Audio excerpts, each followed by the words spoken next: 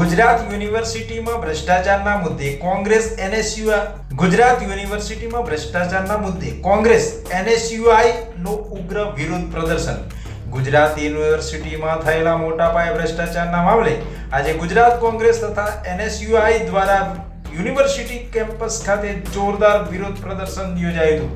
વિશ્વવિદ્યાલયના પ્રવેશદ્વારથી શરૂ થયેલા પ્રદર્શનમાં મોટા પાયે NSUIના કાર્યકરો અને કોંગ્રેસના નેતાઓ જોડાયા હતા. આંદોલન દરમિયાન પ્રદર્શનકારી યુનિવર્સિટી તંત્ર અને સરકાર વિરુદ્ધ સૂત્રોચ્ચાર કર્યા. ભ્રષ્ટાચાર માટે જવાબદાર અધિકારીઓ પર કડક કાર્યવાહી કરવાની માંગણી પણ કરવામાં આવી. પ્રદર્શન દરમિયાન વાતાવરણ તંગ પણ બન્યું હતું કે પોલીસનો બંદોબસ્ત હોવાના કારણે પરિસ્થિતિ નિયંત્રણમાં રહી હતી. વિરોધ કાર્યક્રમમાં ગુજરાત કોંગ્રેસના પ્રવક્તા મનીષ દોશી તથા NSUIના નેતા ઇન્દ્રવિજયસિંહ ગોહિલ સહિત અનેક આગેવાનો ઉપસ્થિત રહ્યા હતા. તેમણે પત્રકાર પરિષદમાં જણાવ્યું કે ગુજરાત યુનિવર્સિટી શિક્ષણ અને સંશોધનનું કેન્દ્ર છે, પરંતુ તંત્રના ભ્રષ્ટાચારના કારણે વિદ્યાર્થીઓના હિતને ગંભીર નુકસાન થઈ રહ્યું છે. અમે આ મુદ્દે સરકારને ચેતવણી આપીએ છીએ કે જો તાત્કાલિક કાર્યવાહી નહીં થાય તો આંદોલન વધુ તેજ કરવામાં આવશે. આંદોલનને લઈને NSUIના સક્રિય કાર્યકરો મોટી સંખ્યામાં યુનિવર્સિટીના પરિસરમાં ઉતરી આવ્યા હતા, જેના કારણે ત્યાં ભારે ચહલ પહલ જોવા મળી.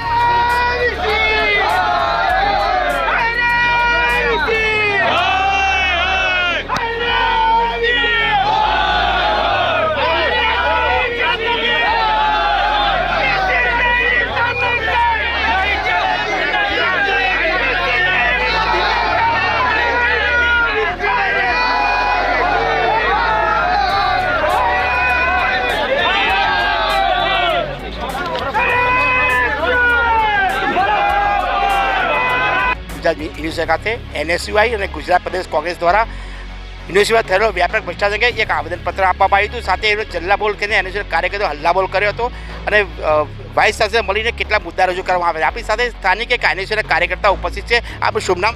ચૌહાણ હર્ષ, પ્રદેશ પ્રવક્તા, ગુજરાત NSUI. આપણી શું આખી મેટર હતી અને અંગે આપ શું પ્રતિભાવ?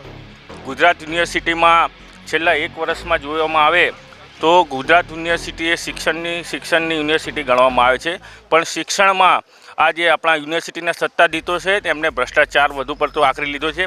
વિદ્યાર્થીઓ પાસેથી કઈ રીતે પૈસા ઉઘરાવવામાં આવે અને પોતાના માનીતા લોકોને કઈ રીતે પધરાવવામાં આવે. ગુજરાત યુનિવર્સિટીમાં ભરતીથી લઈ શિક્ષણ સુધી બધી જ બાબતોમાં ભ્રષ્ટાચાર છે. વિદ્યાર્થીઓની રમતગમતની યોજનાઓ માટે બનાવેલું સ્પોર્ટ્સ સંકુલ છે તે વારોબાર ટેન્ડર કરીને આપી દેવામાં આવે છે અને વિદ્યાર્થીઓ જોડેથી ત્યાં લાખોમાં ફી વસૂલ કરવામાં આવે છે. જ્યારે ગુજરાત યુનિવર્સિટીની અંદર તે જ ગુજરાત યુનિવર્સિટીની ફીની પહોંચ આપવી પડે, પણ એની જગ્યાએ કોઈ પ્રાઇવેટ યુનિવર્સિટી અહીંયા ચલાવીને વિદ્યાર્થીઓને ફીની પહોંચ આપી રહી છે. જીકાસના વિદ્યાર્થીઓના મુદ્દા હોય જેમાં 125 રૂપિયા ફી લેવામાં આવતી હતી તે આજે 300 રૂપિયા કરી નાખી છે. ગુજરાત યુનિવર્સિટીની અંદર ભરતી પ્રક્રિયા છે જેમાં કોઈ પણ પ્રકારનું સર્ક્યુલર બહાર પાડવામાં આવતું નથી અને મેડમ પોતાના માનીતા અને કુટુંબીજનો છે તેમના રેફરન્સમાં આવતા લોકોને અહીંયા ડાયરેક્ટ ભરતી આપી દે છે અને ઉચ્ચ પગાર ધોરણ છે જે 2.5 લાખથી 5 લાખ સુધીનું પગાર ધોરણ છે તેવા પગાર ધોરણમાં અહીંયા તેમને રાખે છે. આનાથી સાબિત થાય છે કે ગુજરાત યુનિવર્સિટી એ શિક્ષણ માટે રાહત આપવાનું નહીં, પણ શિક્ષણની જે રાહત વિદ્યાર્થીઓના પૈસા છે તે વિદ્યાર્થીઓની રાહતના બદલે પોતાના જે અત્યારના સિન્ડિકેટ સભ્યો છે, હમણાં જ તમે તાજેતરમાં જોવામાં આવે તો એક સિન્ડિકેટ સભ્ય દ્વારા 75 લાખ રૂપિયાની લાંચ માગવામાં આવી હતી અને ગુજરાત યુનિવર્સિટીના સભ્યે તેની ફરિયાદ કરી હતી.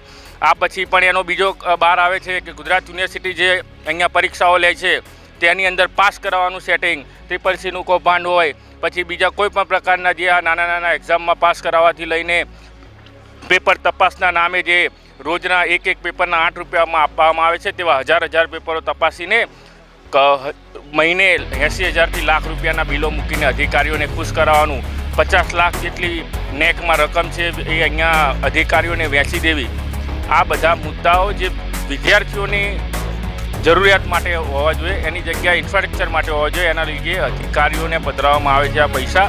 એક સમયે ગુજરાત યુનિવર્સિટીની 250 કરોડની ગ્રાન્ટ હતી જે હાલ 90 કરોડની રહી છે, તો આ 150 કરોડનું શું? આ સમગ્ર મુદ્દાઓના બાબતે આજરોજ અમારા નેતા ઇન્દ્રવિજયસિંહ ગોહિલ બાપુની આગેવાનીમાં આજરોજ અહીંયા આંદોલન કરવામાં આવ્યું હતું અને યુનિવર્સિટીને પૂછવામાં આવ્યું હતું કે યુનિવર્સિટીના ભ્રષ્ટાચાર અને આ પોતાની આપખુદશાહી નીતિ અને સરમુક્તાશાહી માટે કોણ જવાબદાર છે તેના ઉપર પગલાં લેવામાં આવે ને પોલીસ ફરિયાદ કરવામાં આવે. જોવા જઈએ તો વિદ્યાર્થીઓનો ઘણો રોષ છે. હવે જો રહે છે ગુજરાત યુનિવર્સિટીના સત્તાવાળા અને ગુજરાત સરકાર કેવા પાર્ટનર છે. હરીશ શરીફ સાથે વૈશાખ રાણા, ઓસ્કાર ન્યૂઝ.